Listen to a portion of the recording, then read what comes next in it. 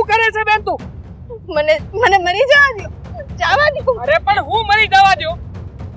અરે બેન શું થયું છે પેલા ઈ તો કે. અને આમ મરવાની વાતો કા કરે? હા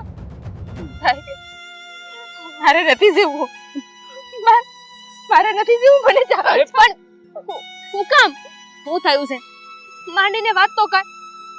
હા બેન ભાઈ હું તે વળી કયું દગ છે કે આ તારે કૂવો પૂરવા જવું પડે છે? હા ને તું તો અમારા ગામની બેન દીકરી છે, કાંઈ પણ દુઃખ હોય તું મને વાત કરી શકે છે બેન. બોલ ને બેન શું દગ છે તારે? ભાઈ મારા લગન ને હવે 2 મહિના રહ્યા છે. તમારા બાપુએ અમારી જમીન લઈ લીધી છે. ના તો એ અમને પૈસા આપે છે અને ના તો જમીન આપે. મારી માં એકલી ક્યાં પહોંચે ભાઈ? તો મારા 2 મહિનામાં લગ્ન નહીં થાય ને તો એ લોકો સંબંધ તોડી નાખશે અને મારી માને મર્યા જેટલું થાય.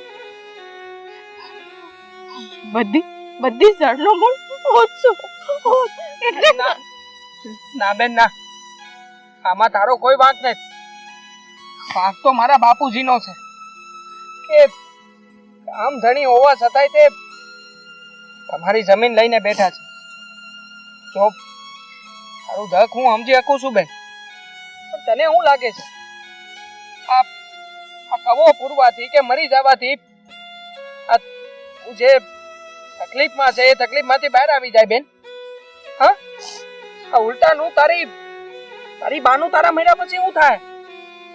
હા બસ યાર કેરો છે ક્યારે? અરે ઈ તો જીવતા જીવ મરી જાય. હા તો બીજું તો હું કરું ભાઈ? મારી પાસે બીજો કોઈ રસ્તો જ નથી. આ લગ્નનો ખર્ચો ક્યાંથી લઈ આવું આટલા પૈસા? તો બેન તું એક વાત સમજવાની કોશિશ કર ને. હા મરવાનું તે પસંદ કર્યું તો એનાથી શું થાય? તારા બાની બધી સમસ્યાઓ ઉકલી જાય, પૈસા મળી જાય, જમીન મળી જાય. નહીં ને એના કરતા તો છે ને આમાંથી બહાર કેમ નીકળવું ને એ વિચારવું જોઈએ. મને તો હવે કાંઈ ન સમજાતું. મારે શું કરવું હું ન કરવું?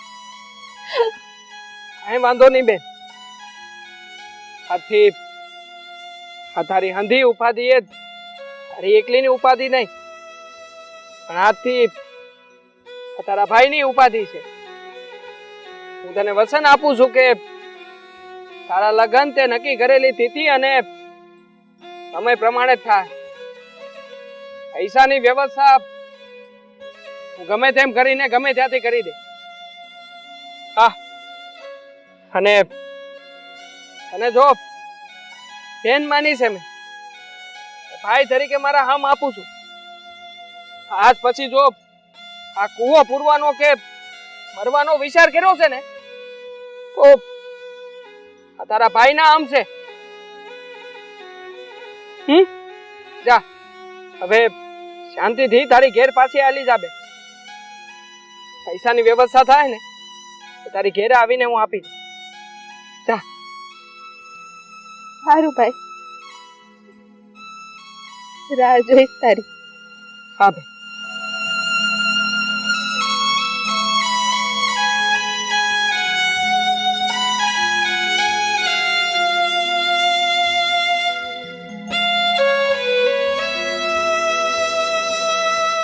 આ તમે શું કર્યું?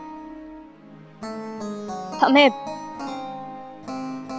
આને કસમ આપીને પાછી તો મોકલી દીધી, પણ તમને લાગે છે તમે તમારા બાપુને સમજાવી શકશો? એ જમીન કે પૈસા બેમાંથી એકે આ રતનને પાછા આપી શકશો? જો હા મારી બેનને વસન આપ્યું છે ને એટલે વસન તો હું નિભાવીએ, વાત રહી બાપુજીની. બાપુજી પાસેથી જમીન છોડાવી શકું કે ના છોડાવી શકું એનો તો મને વિશ્વાસ નથી. પણ આ કદાચ ગામની બેન દીકરી માટે થઈને મારે મારો જીવ આપી દેવો પડશે ને, જીવે આપી દઈ. અને આ છોડીએ તો મને એનો ભાઈ માન્યો છે, એટલે ભાઈ તરીકે મારે જે કરવું પડશે ને બધું હું કરીને રહી. હારું, આના વિશે પછી વાત કરી. હાલ વાડીનું કામ પતાવ્યું.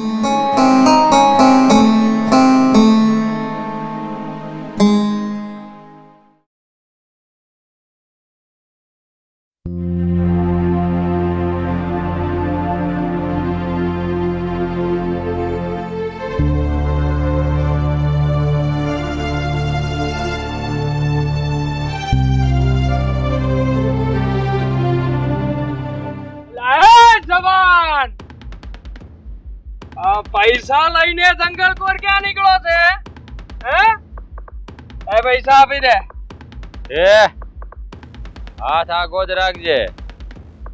આ ભીમા પાસેથી આ પૈસા લેવા ને એની ઉપર ઘા કરવો ને એ તારું કામ નથી. જે માર્ગે આવ્યો છો ને એ માર્ગે પાછો વળી જા અને મને જવા દે. હાલ.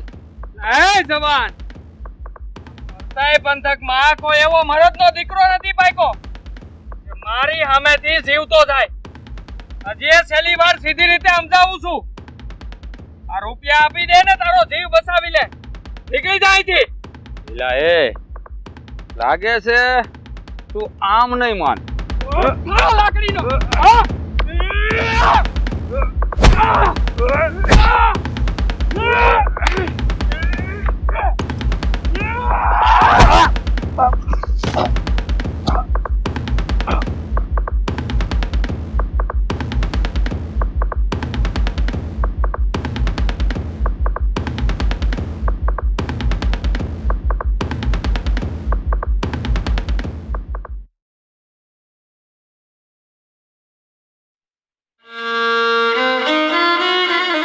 બા, હું આમ વિચાર કરો છો? હા, વિચારીશ કરું છું બેટા. આ તારા લગ્ન હું કેમ કરાઈ? હજુ કાંઈ રૂપિયાના ઠેકાણા નથી પડ્યા અને આ તારા હરા એ તો સમજવાય રાજી નથી. હું કરું ને હું નહીં, કાંઈ સમજાતું નથી મને. બા, સમજાતું તો મને નથી, પણ મને તો થાય છે કે મારા કરતા હશે ને તમારે દીકરો હોત ને તો બહુ સારું હોત. ના બેટા, આમ કા બોલે તું?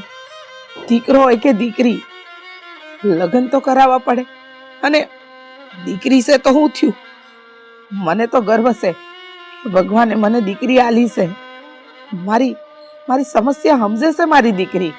એને ખબર છે કે મારી માડી કઈ પરિસ્થિતિમાંથી પસાર થઈ રહી છે. તું ચિંતા નહીં કર. મેં કહ્યું તું ને, હા ભગવાન બહુ મોટો બેઠો છે, એ આપણી રક્ષા કરશે અને આ પ્રસંગ એ સારી રીતે પાર પાડશે. જોજે ને, મને પૂરેપૂરો વિશ્વાસ છે. પણ હા શું કહું,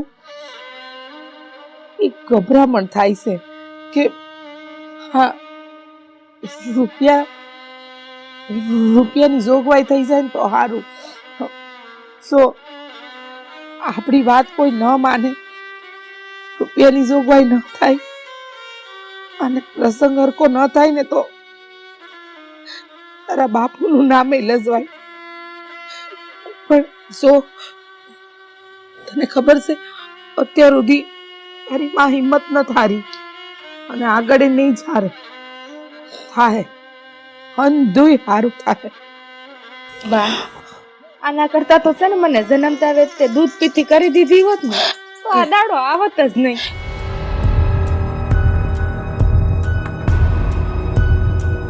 કાંઈ પણ હું બોલેસ તું? મનમાં આવે ઈ બોલ બોલ કરસ. ભાઈ, તું કોણ છે અને અમારા ઘરમાં અટાણે શું કરસ? લો આ રૂપિયા. પણ કોણ છે તું અને આ રૂપિયા? અમે હું કરીએ આ રૂપિયાનું?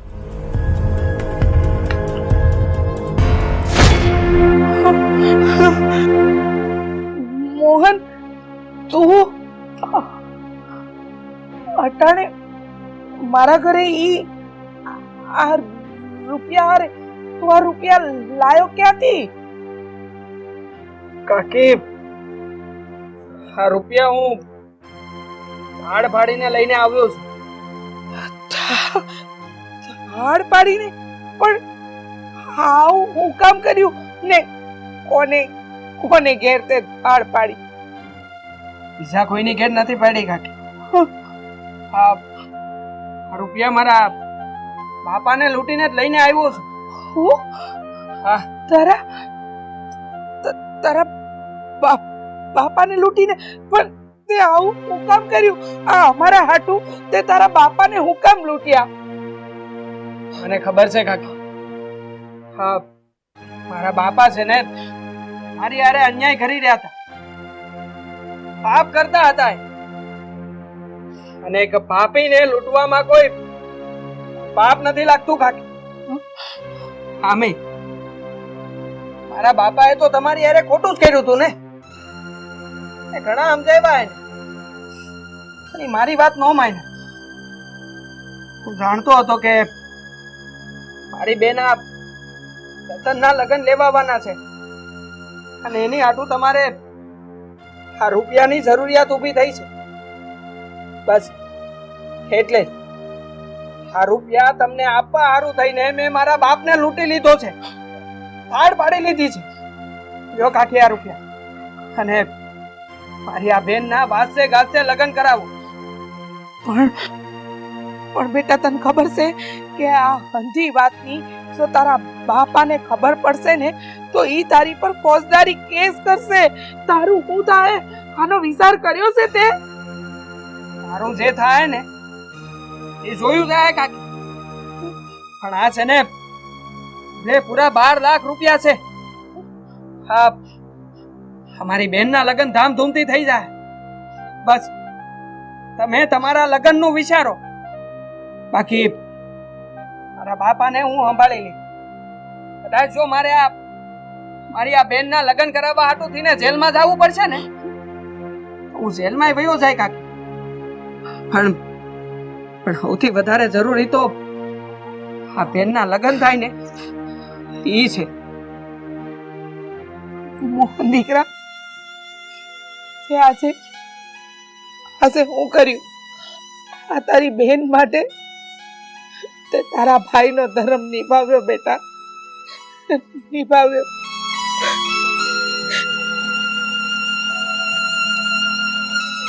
ખમા મારા વીર, ખમા તને. આજ કે ગોભાઈ નો કરે ને એટલું મારા આ ધર્મના ભાઈએ કરી દીધું મારા વીર. ખમા તને ભાઈ. તારી આ બેન તારી પાસે એક જ વસ્તુ માગે છો. બોલ ને બેન, શું જોઈએ છે તારે? મારા જ્યારે સોરીના શિયાર ફેરા ભરાય ને ભાઈ, ત્યારે મારા વીર મારા જવતલમાં આવજે ભાઈ, આવજે. રે બેન, વસન આપું છું તને. જ્યારે તારા લગ્ન વખતે શિયાર ફેરા ફરાતા હશે ને, ત્યારે આ તારો વીરો તારા સૌતલિયાઓમાં આવીને ઊભો હશે. એ બેન, હવે છે ને તારા લગ્નની તૈયારી કરવાની છે, આમ રોવાનું નહીં. હાલો, ખુશ થાવજો. હા, જીવતો રે મારા વીર, જીવતો રે. હાલો ત્યારે હું હવે રજા લઉં. જય શ્રી કૃષ્ણ. જય શ્રી કૃષ્ણ.